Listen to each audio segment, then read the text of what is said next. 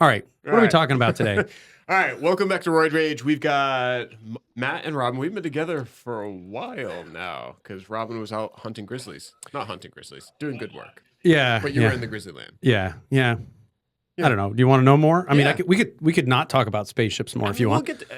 When have we ever stayed on track? We might as well get off track. Can you give us a real introduction? You haven't even said like, "Welcome to Roid Rage." This is No, he totally did. XYZ. No, you didn't say what episode number it was. This is a shitty introduction. Sorry, I'm going to rewind past the part where our CEO doesn't know what a fucking firefly is and then give a proper introduction. Unicorn fireflies. Welcome to Roid Rage, take 52 or whatever we're on right now. This is episode 18. Is that a question or a statement? My script is not labeled today. Episode 19. We have a script? This is episode 19. We are going to talk about a mixture of Alaska, fireflies, and mission modes. I didn't see any fireflies in Alaska. Okay. What did you see in Alaska? So I missed the last Roid Rage because I was in Alaska. I was taking my last vacation before launch. Yep. That was the only reason I got my vacation approved. It was cool. I saw a lot of gray is what I saw. Like gray. Yeah. Well, the color. Well, the sun doesn't really set. So like in the morning, it kind of gets a little less dark gray. Yeah. And then by like the middle of the day, it's sort of a light gray. Yep. And then, it starts to get dark gray again around dinner time. You go to sleep. And then it's the next day and it's back gray. Like there's no actual day-night cycle this time of year in Alaska, which I got to tell you, I've lived in Southern California a long time. And that started to get difficult after a week of like, what time of day is it? Like, I don't know. Yeah, so you go to sleep and it's just bright outside. It's got to be, Yeah. I mean, it's a little less bright, but not really. Yeah. Anyway, it was just weird, but no, it was a good time. Good time. No grizzlies, thankfully. I've already had a bear encounter one time in my life, and that was enough. Yeah, so, that's fair. no desire to see that kind of wildlife. Well, welcome back, and all your vacation going forward has been declined. I'm definitely in the rears on that one. All right, we'll leave fireflies to the end, and you can explain what fireflies are since you're now the resident expert. Insects, not company. Yes. Good clarification. That has different meaning in this context. Yeah. All right. Let's talk about what we actually came here to talk about, which is mission unlikely. Modes. We will. I have zero confidence that we'll stay on track, but we'll get there. All right. Mission modes. Matt, this is to you. In the simplest of terms, what is a mission mode and why do we care about them? When we are sending a spacecraft to space, we are going to have different, because that's what we do with it, right? Man. We're going to have different modes that we operate the spacecraft in. It's very similar to your car, right? Like your car has different modes that it is in. You park your car, you start your car, you drive your car, you might drive it on the freeway. We actually do the same thing on a spacecraft. And it's really important to understand how every mode operates and how much power is consumed, what state the spacecraft is in, and what are the exit and entry criteria for each mode before we launch it. We don't get a redo, right? We have one shot to get it right, and we kind of got to plan it out ahead of time. Okay. But I'm going to build on that car analogy. So yes, a car has multiple modes. Most people probably aren't aware or thinking about the mode that car is in at any given moment. Matt, do you even know that there's a tow mode in your truck? I don't think so. My truck has a hit jump mode, and it's legit, Robyn. Your truck does not hit jumps. Your truck just tows heavy stuff. So my truck flies. So why do we have to be aware of them? Because you articulated those different modes. Well, think about this differently. Yeah. So for instance, if your car is parked and off, and you go to turn your headlights on, well, now you're draining your car's battery, and that's only going to last so long before you run out of battery, and then you can no longer start your car. Yep. Right? But when you're driving, you can run your battery forever because the alternator is recharging the battery when that's going on. And you can blast your air conditioner and blah, blah, blah. Like every mode in a car has different things that allows it to happen. Same thing on a spacecraft. We got to think about it the exact same way, except replace your headlights with our radio communication, replace your air conditioner with our thrusters, right? Every single component of the spacecraft is going to have a power range and temperature range it can operate with it stably in each mode that we are flying in. Okay. Wow, did we have this analogy before? Because this is going to work really well when we start talking about like autopilot. No, this is a rare off the cuff beneficial analogy. This is why I'm like so cruise good, control. Robyn. This is why I'm so good. You guys just haven't realized that. Yeah, I don't need a script or anything. I don't have any positive response. All right, so I'm going to extend this. Your car, someone has to program those modes into it. Yes. Is there a... Thanks for not answering the question. What do you want me to say? Yeah, obviously. No. So the point is, as we think about modes, cars probably have a pretty standardized, regardless whether you're buying a Dodge, whether you're buying a Ferrari, pretty standard set of modes. I'm assuming there's not a standard they're totally set of different. modes for... They are different, but I think that the difference is the cost for getting it wrong on a car is actually not important. So Ford, for my truck, does not come out and in the manual say like, oh, when your car is off, you can run the headlights for 20 hours before your car is going to get to 80% battery, and then you have to do X, Y, Z. Because they're like, oh, that sucks. Your car ran out of batteries. Like, fix it. You're an idiot, right? They don't have to care about the consequences. That isn't the same for us. Obviously, if we run out of battery, you can't just call AAA and recharge it. Like, we die as a spacecraft. It would be pretty dope, though. It'd be pretty cool. But we might come back to life 60 some odd years later. That is true, right? Just like the Russians. But, and I know, like, we have to be very careful about the downside protection on each mode and what we can run and how much power it takes and the thermal concerns that go into it. It's very different because the consequences are much more dire. Okay. It just sounded so boring. No, actually, there are a lot of modes in cars that don't get talked about a lot because the mechanic deals with them, right? So, like in some cases, there's the little ODB2 plug that you plug into the car to get all the secret messages that are going on. And if you plug that in, you can also like diagnose the car or reset error messages, like the little engine light comes on that nobody really knows what it means. And then God forbid you ever have to like program one of your little remote car keys, because that usually involves like opening the door, but then rolling down the window and stepping on the brake while then starting the car twice. And then you enter program mode. Like, so there actually are a lot of these sort of backdoor other functionalities that we don't think about like modes. And Vestry is not any different. Okay. We're much more exposed because it's not a commercial product.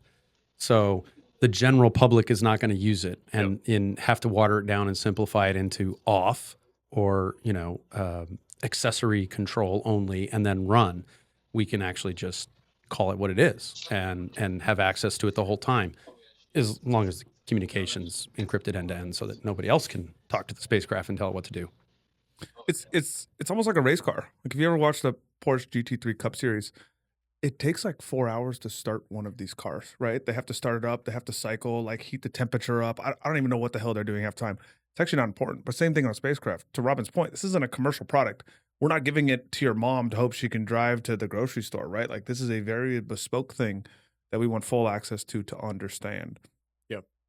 What process in spacecraft design, or what stage of the process of designing the spacecraft do you start to think about modes? And when is it too late to fix a mode? I think we thought about the high level modes right away. So yeah, we think right away, like, we'll just use different words. Yep. We want to make sure we communicate with the spacecraft when we depart the Falcon 9.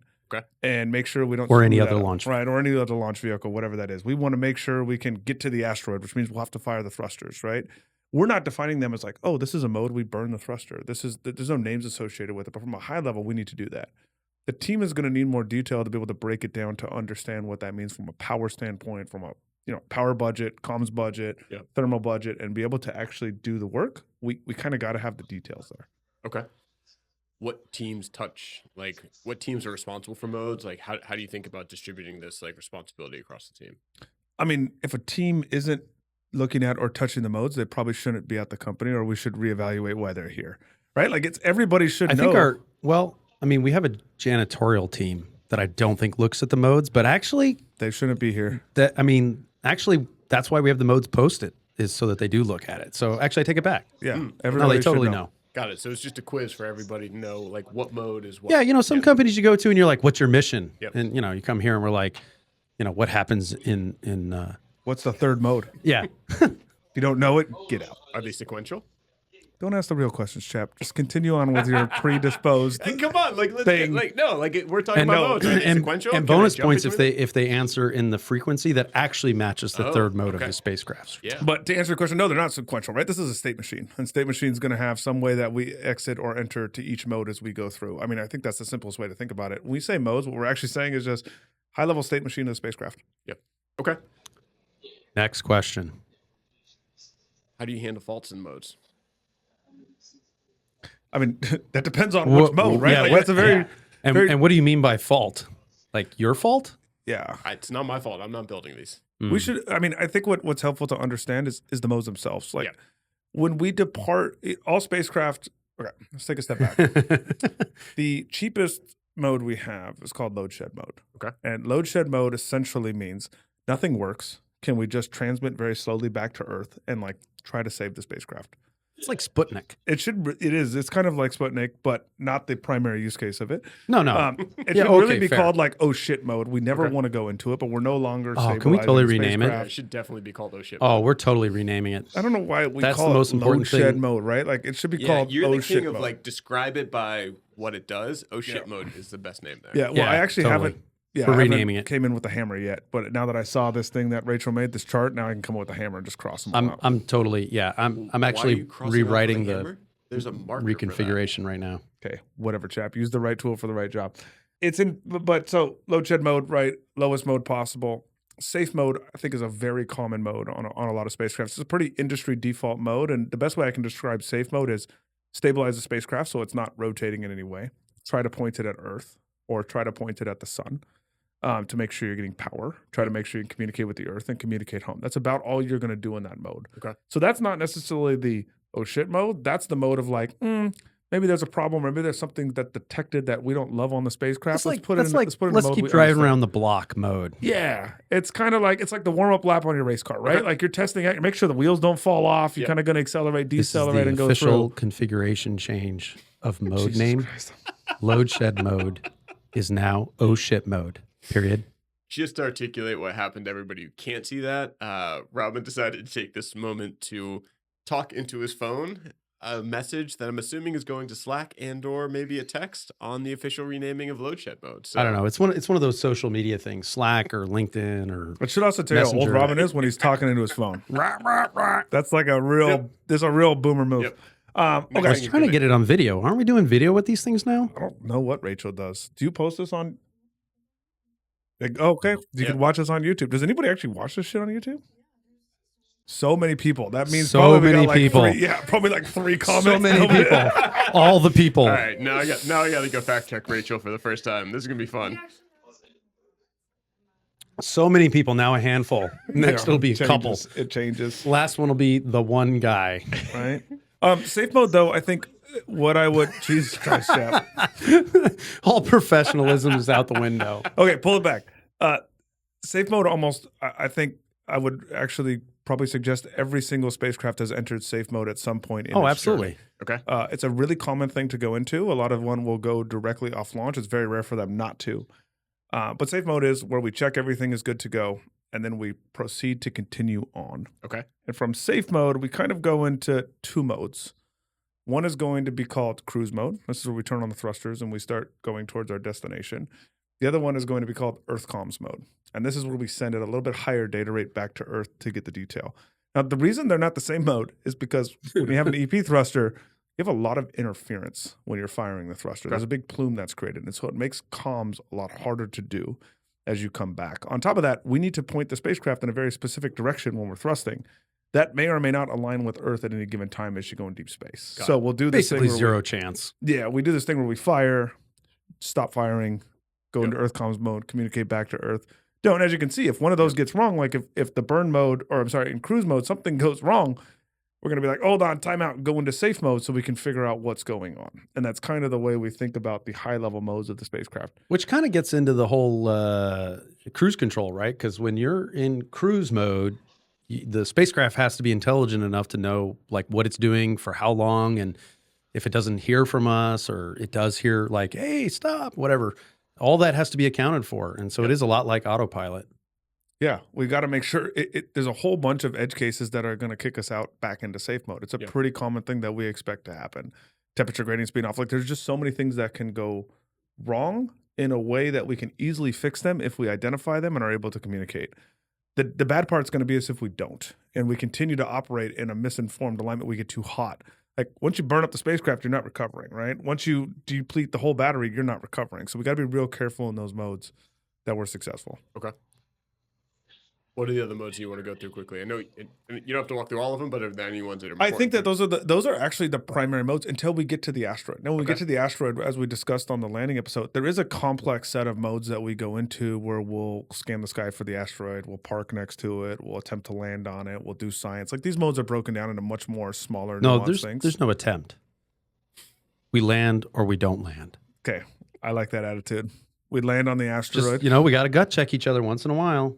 But those kind of modes are, I think, go into the super detail of when we are doing the landing. Okay. The primary modes of the spacecraft are really three. We're either in a mode where we're just communicating with Earth and locked onto the sun, we're in a high data rate mode coming back to Earth, or we're firing the thruster. I mean, that's pretty much all the spacecraft needs to do to get us there. It's not really a complicated spacecraft on its way to the asteroid. Okay, cool.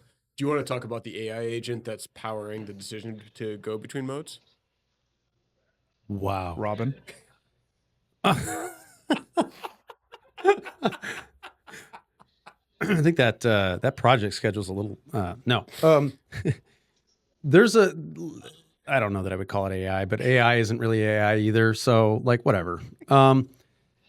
The spacecraft looks at a lot of different parameters to make sure that it's operating within predicted bounds, and when it violates those bounds, it then has pre-programmed what to do. Okay. One of the things to do is I don't know what's going on, and so then it goes back to oh shit mode as an example, or back into safe mode preferably. But and then there's also the flip side where it's looking for success criteria. So an AI version might be when we're looking for the asteroid, when we get into close proximity operations and we know it's nearby, but we actually have to find it because it turns out asteroids are really small and space is really big. So just because we know where it is, we don't necessarily know like exactly where it is, and like we got to get precise on our navigation. So as part of acquisition mode and parking, well, not really parking, in order to get into parking, find the asteroid using variety of automated perception. And then once we find it, we're going to automatically navigate towards it. Okay. Some mode changes require a command from us on the ground. Like it might find it and then go back to Earth comms mode and say, hey, I found it. What do you want me to do now? Yep. Or it might automatically take some steps. So it kind of, as it always does, the answer is it depends. But there are some things that drop you back down into safe mode because they're not going the way that you predicted. Yep. And there's other ones that in order to continue on, things have to be right. Yep. Just to continue to torture Matt with this AI reference, how do you decide which mode has a human in the loop? I mean, look, the modes that can have a human in the loop and are going to advance you forward usually are going to on our missions. Right. There's certain modes, but look, let's not overcomplicate this shit. I think this is where we get spacecraft wrong a lot of times. We add too much to it, or we try to get like, oh, we need some algorithm to determine. It's not that hard. We have things like temperature sensors, and guess what? If it gets too cold based on some threshold we put of like -20°C, or it gets too hot, then we go back into our mode. Like these are pretty simple thresholds on a very small handful of sensors to make sure we're operating correctly. Really, the human in the loop ones are going to be if we're in a safe mode and we want to start burning, like we need to command that we're going to start burning, because it's really easy if something goes wrong to back out of burn mode and go to safe mode. I don't want it to automatically progress forward. Yeah. I want to have to send that command to really limit what we do on these early missions. There may be a time, and I hope there's a time relatively soon, where this is all automated and we don't have to think about it anymore, but we're not going to do that on our first attempt to get out there. We need to take a little bit more caution on this, and the cost of us being in the loop is actually a ground station data cost that I'll gladly pay to not screw it up. Yeah. And I think that's how we think about it this time. It's really a cost of how much does it cost to transmit? I have that graph for you, by the way. You're going to be very unhappy. Actually, now that I think about it, I actually think this is less about a car. I mean, I think we like the car analogy because the car is in motion, but I actually think our modes are much closer to like a laundry washing machine. Like there's like a variety of different modes that you can set. Like, oh, I want you to do this and this. But once you're in that, it has a predefined number of commands.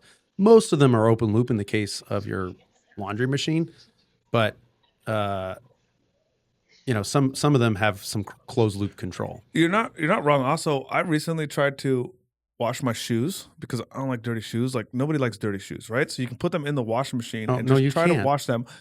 So what I found out is when they start banging around in there, like it'll actually turn the washing machine off because it's too violent. Yeah, that's closed loop. Yeah. Yeah. I mean, the trick is if you jam the shoelaces like in the door, I kind of wedged them in there and did that, then it like holds the shoe in there, and it works pretty good, Robyn. They came out fresh.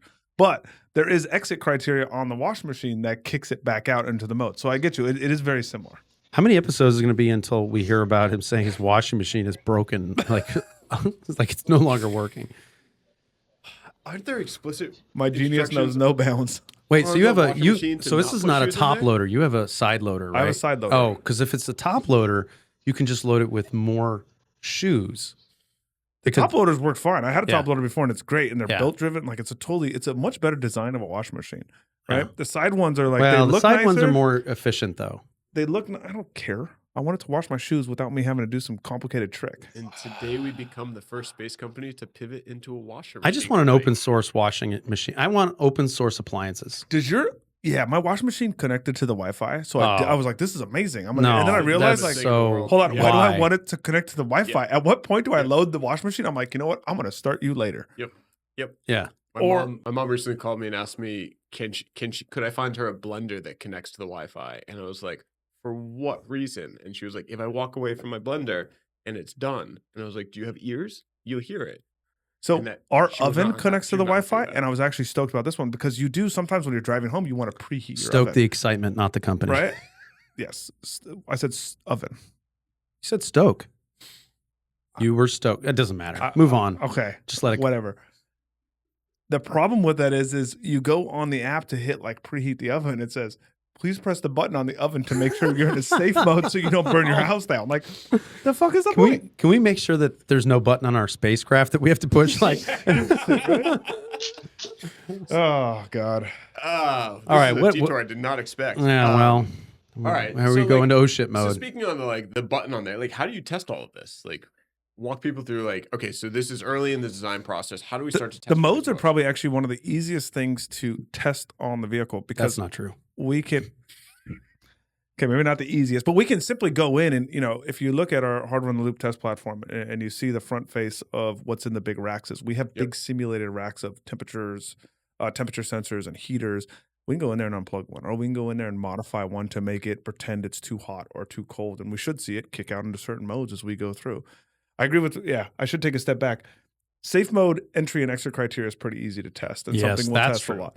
Burn mode, for instance, like you actually very complicated. Like, how do you test it? You actually got to like light a EP thruster on Earth. By the way, they don't work on an atmosphere. You have to put them in a vacuum chamber, and then you have to figure out what gas you want. Like, it's actually very complicated to get these to execute correctly. So we'll do the best we can.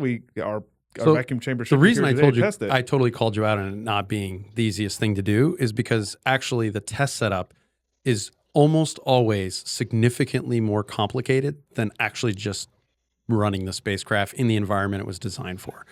So Matt mentioned the EP thruster. That's right. In fact, it's designed to protect itself, so it won't even allow you into its own modes and functionality unless it knows that it's in a vacuum of space and receiving appropriate commands. And things like our reaction wheels are designed to operate in a vacuum. We actually have to be very careful in an atmosphere, in a convective atmosphere where heat is transferred in a very different way. Same thing on our radio components. Like you got to be careful. You have to think about. So it actually makes it really complicated. You say, oh yeah, I walk over and unplug this heater. Oh wait, what voltage is that at? Like, is that going to arc? Is that going to create a bigger problem and a failure? So simulating the kind of failures that we actually expect to have in space without actually breaking things is actually not trivial. It's actually pretty complicated. Are there instances in which you have to override a mode of a particular component like EP to make it work with state mode that you want for the entire class? Well, see, you get into all this test like you fly deviations. That's the aerospacey thing, right? Like, oh, I'm going to test this one specific functionality. So I'm going to trick everything else to thinking that it's all good. And so I can do this one little piece of test. But now you're out of configuration of the way it's actually going to work. And so we use terms like edge cases and one-offs and those kinds of things. Because if you enter that, we're overusing the word mode, but if you enter that condition from the spacecraft a different way than you necessarily ran that little limited, specifically designed test from, it may not respond the same way. You might enter into a branch of code or a very esoteric hardware configuration approach that nobody thought of and didn't test, and all of a sudden now you're broken or in a really bad place. And particularly when you're testing on the ground where things were designed to operate in space, it's just you essentially have to design for multiple conditions, which is just a pain in the ass. Yeah. I mean, so is starting a car in both Antarctica or whatever, Canada and South America, or Death Valley, like car tests when they go out to the desert and then they go to like Canada and do it like in the dead of winter and the dead of summer in Death Valley. Like it can be really hard on cars. And it's kind of the same thing. I mean, if you actually look at probably every aerospace failure or at least rocket or spacecraft failure over the last 20 years, I would say all of them, I don't actually think there's been one where something failed when it was in range. Every single one is a part that was out of range that was either not tested at that or the wrong part was installed. Are you limiting this to spacecraft or rockets too? Rockets too. Which one am I wrong on? I'm sure I'm wrong on one of them, but I'm trying to think about. I'm deciding which one to pull out of my failed ass. on the O-ring, right? Because they didn't put the O-ring. They didn't test the temperature on the O-ring. The latest rumor on Starship is that the last COPV was not the correct pressure rating, and that's why it exploded on the last test. Oh, God, that hurts. Well, I mean, a lot of this is you're not going to always so get behind. the I've been in details. Alaska. I have had no internet. But what else has failed in space that we thought was in range and wasn't, right? Like these things are usually not actually failures; they're just inadequacies in our ability to test them. Yeah, I'm gonna let you go with that one. I'm not gonna disagree. I'm sure everybody's all four of our listeners like. Let's have if the four listeners who made it this far into this podcast could please just comment on failures that you think are actually like, it was gonna be totally fine, and then it wasn't. If you then can show we'll me have one something that interesting to talk about instead of failure how Matt doesn't know the difference between a firefly and a unicorn. range. It was actually a failure in range. Let me know, and Rachel will send you a T-shirt. I think that's a fair trade. Yeah, the first time we've offered. Is it a T-shirt like an AstroForge T-shirt? Definitely, or just like no, we'll just make a sure T-shirt. it's an AstroForge T-shirt. New, We're not a new shirt, right? one. Not Whoa, previously I actually loved. just went through and got rid of a whole bunch of old shirts that are in a pile in my closet. That's what we're gonna send people. Oh, all right. If you want Matt's sweaty armpit workout run T-shirts, they're available. make sure to put your comments in now. Just get the put your request in right. now. Just a small shipping and handling fee. What else is important for our listeners to know about modes? We can change them. Like we talked about over the air updates. Yep. You started to get into this, Chap, and I thought you were going to take it further, but you decided to just go on about other stuff. This was my fault. Wasn't totally your fault. Well, you are the host, I think, or is it Rachel? I don't know. Rachel does a better job. Yeah. you don't want to swap roles, Rachel? I'm happy to hold the sign if you want. We totally got to get. We got to. Yeah. We tried Matt as a host once. It was not good. Actually, I'm gonna read the highest rated episode. I'm gonna redo the gift. If someone can come in with an answer to that previous question, we will both send them a T-shirt and do an episode in which Rachel is the host. Done. Wait, could that be like a first and second prize? Oh, I was just going to comply. Yeah, but sure, we can. Yeah. We can put them out. Yeah. Let's. As soon as we're going to get two people to respond. Yeah, exactly. I want more responses. So we do have over the air updates so that we can update the software while we're flying. If we see something we don't like, or maybe we'd like to a little bit better, or maybe the flight software team say didn't finish their job in its entirety, that's something that we can do. We can update a mode. We could even add a new mode. Like there has been lots of spacecraft who have totally changed their software. I don't want to say on the fly, but have totally changed their software in flight. I mean, we could pull some examples. Cassini. I mean, go read about Cassini on its way on its way to Saturn. It did a massive software update in flight. But I think what we're talking about when we talk about modes, or we articulate this way, we're talking actually about what I'll quantify as autonomous modes, modes that are kind of defined, and we don't think about That does not mean we won't load modes onto the spacecraft or a series of sequences onto the spacecraft that we will call something different. And this is a lot of time how testing is actually done. Okay. We don't go into an autonomous mode and say, hey, go into safe mode and spin your reaction wheels to stabilize. We'll go in there and we'll say, hey, comment out the reaction wheels because we don't actually want you spinning these up in an atmosphere because you're going to mess it up. And here's your fake temperature sensor coming in. And this is to Robyn's point where you get the differences between tests like you fly and doing it different. It's really hard to simulate that level. In fact, one of the big things we got wrong on Odin was this, right? It was a comment out on the power amplifier of the spacecraft. And the reason for that is if you turn on the power amplifier and you're standing next to it, you get blasted with a lot of radiation. And while I don't think it kills you instantly, it's not a good day, right? And not something you want to do at a high level. It would definitely melt the chocolate bar in your pocket. Yes, and that's probably not good for your overall health. So we commented it out for safety. And what that leads to is that, well, in this case, and with Odin was a very small time window and we made some mistakes in the way we did this process, right? We left to comment it out. Not a great thing. Which was recoverable. That was recoverable. Yeah, I mean, we did uncommented in flight, right? Because we got a signal from the radio. Exactly. That's my point. Yeah. You can update software on the fly. Yes. What other lessons from Odin do we have on modes? Oh, God, there's so many. But I will be publishing an entire blog post episode on all the things, and I'll cover it then because I'm not even going to try to go into the detail of this during this talk. I do think that it's important to riff off what Matt's saying a little bit. Like, one important reason that we call it modes in the state machine versus other kinds of ways that you would operate something locally on the ground. When we're here in the factory, we can literally drop down into the equivalent of a command line, right? You could be the guy in Jurassic Park. I don't remember his name. I know it's not Tom. Jeff Goldblum? No, the computer guy. Yeah. Jeff Goldblum? No. Oh, man. Anyway. I'll come up with it. Don't worry. Hold on. I got you. All right. Well, I'll make my point while you're looking up the important fact. We can enter sort of the actual command line of the spacecraft and get into the operating system and tell little things to turn on and turn off and like have all the super admin kind of roles. When the spacecraft is screaming away from Earth, we really don't want to do that. That would be bad. We want to have a preset of commands. You could call it a script, you can call it a mode, you can call it a lot of different things to have it do a batch set of things in advance and checking to make sure things are healthy and then doing whatever. So there are modes that we will have on the spacecraft that are available. You could also call them scripts that are like, hey, I want you to do this kind of pre-canned thing that it would never do automatically. There's no opportunity for it to enter that mode unless we tell it to.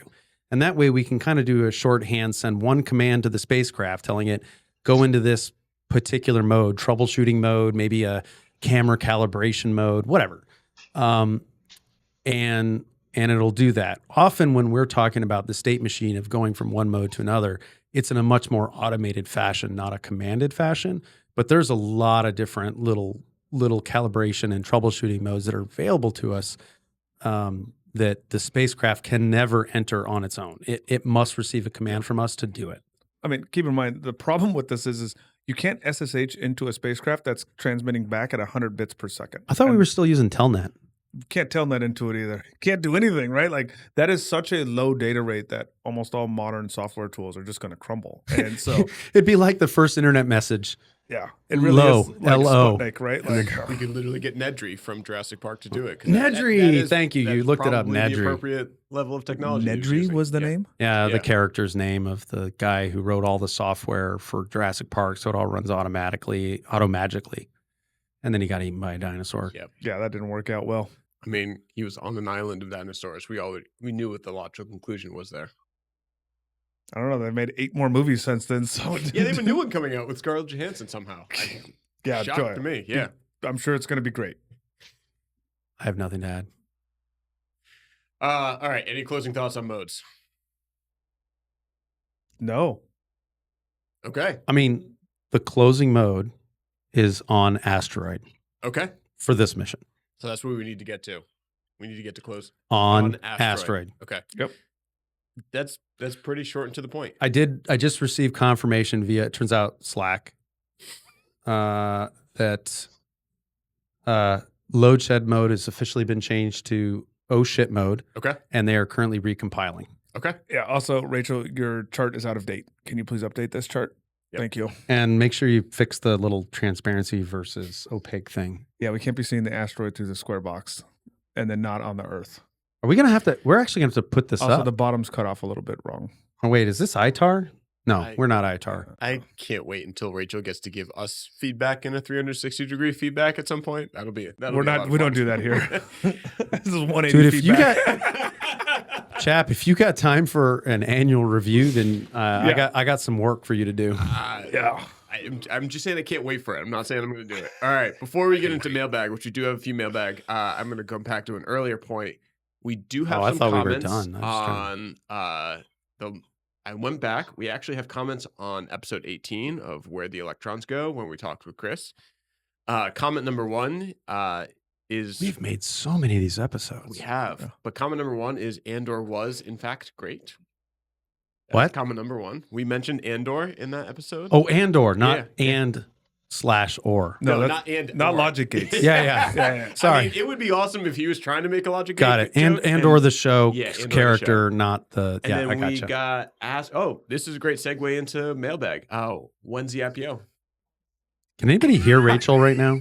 She asks things. No. Does she just not... Legally, we got to get her a mic. From the SEC, I'm not sure if private companies can disclose their IPO date. But no, we can't. Yeah. Oh, yeah. Because rules and laws are something you care a lot about. August 15th, we're going public. I think we have to do a lot of work before that. Can we file a K1? Let's just file a K1. I'm going to put in for pretty extended vacation. Good luck. Let's not do that. And August 15th of what year? That's the trick. Oh, okay. All right. Well, sorry to rat you out on that one. Like we're not. Let's be honest though. This is not a company. We have to show up. We got to perform better on that. Say tree, this right? is not a company. Just cut it right there. Oh man, this is not a real company. We just run on hopes and dreams and rainbows and fucking fireflies. Yeah, fireflies and unicorns. All right. Mailbag. My apologies to this listener's name. I'm gonna assume it's Oddweight. My apologies if I mispronounced that. His question is, or their question is, I'm wondering how you're planning on figuring out the characteristics of the asteroid when you land. Is it dust, gravel, spin rate? Like, will there be a camera I think we should hit it really hard. We should do like a percussive test. Yeah, almost like a dart. Yeah. In fact, like the DART mission. No, the honest answer is we are currently evaluating different scientific instruments that we may put on the spacecraft. One of them is called an XRF or X-ray fluorescence, right? And it's a very, very standard way to detect what kind of elements are in a metal body. We actually have a whole bunch of them. I think you can actually buy a handheld XRF at Harbor Freight. We have one downstairs. We did not buy that shit at Harbor Freight. If there's one at Harbor Freight, I'd be pissed off because we paid a lot of money for that thing.